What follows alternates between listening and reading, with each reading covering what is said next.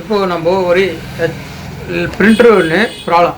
அந்த பிரிண்டரில் என்ன ப்ராப்ளம்னு பார்த்தீங்கன்னா, நம்ம ஃபுல்லாக பார்த்தீங்கன்னா இந்த printer problem, laptop problem, desktop problems, இந்த ப்ராப்ளம் தான் சிசிடிவி. இந்த மாதிரி விஷயங்களை தான் நம்ம இந்த சாய்பாபா டெக் சேனலில் போட்டுட்ருக்கோம். ஃப்யூச்சரில் நம்ம வேறு முக்கியமான சில அலர்ட்ஸ், இமெயில் அலர்ட்ஸ், அந்த விஷயங்களையும் நம்ம ஷேர் பண்ணிகிட்டு இருக்கோம். இப்போ பார்த்தீங்கன்னா, இப்போ நம்ம ஒரு பிரிண்டரில் சவுண்டு வருது, கடக்குன்னு ஒரு சவுண்டு. அந்த என்ன பிரிண்டர் என்ன மாடல்னு பார்த்தீங்கன்னா HP laser jet 1005.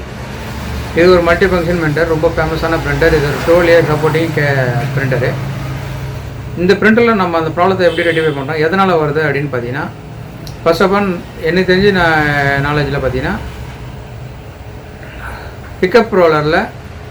Pickup roller சரியாக பிக்கப் ஆகலை அப்படின்னும் போது அந்த ப்ராப்ளம் வரும். அந்த பிக்கப் ரோலர் எதுக்காக சரியாக ரொட்டேஷன் ஆகலை அப்படின்னு பார்க்கும்போது காயில் ப்ராப்ளம். காயில் வந்து அந்த டைமிங் வந்து கரெக்டாக சென்சிங் பண்ணி தரும், அதாவது டைமிங் காயில் சொல்லுவாங்க. அந்த டைமிங் காயில் சென்சார் ப்ராப்ளமாக இருந்தது அப்படின்னா பிக்கப் ரோலரில் சவுண்டு வரும், அந்த டைமிங்கே பிக்கப் ஆகாது.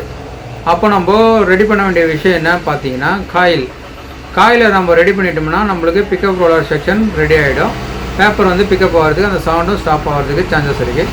இதை நான் உங்களுக்கு இந்த கம்ப்ளீட்டாக இந்த வீடியோவில் உங்களுக்கு அந்த ப்ராப்ளத்தை நான் எப்படி ரெட்டிஃபை பண்ணுறேன், ரெட்டிஃபை ஆகிடுச்சா இல்லையான்றதை நீங்கள் அந்த இந்த வீடியோவில் கம்ப்ளீட்டாக பாருங்கள்.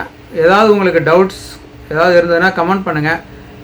இந்த வீடியோவில் கண்டிப்பாக உங்களுக்கான சொல்யூஷன்ஸ் 100% கிடைக்கும். இந்த மாதிரி பிரிண்டர் நீங்கள் வச்சுட்டு இருந்தீங்கன்னா இந்த மாதிரி ப்ராப்ளம் இருக்கும். இந்த மாதிரி ப்ராப்ளம் எல்லா பிரிண்டர்லேயும் வருமானு கேட்டால், லேசர் பிரிண்டர் எல்லா மாடல்லையுமே இதே ப்ரொசஸ் தான் நீங்கள் ஃபாலோ பண்ணணும்.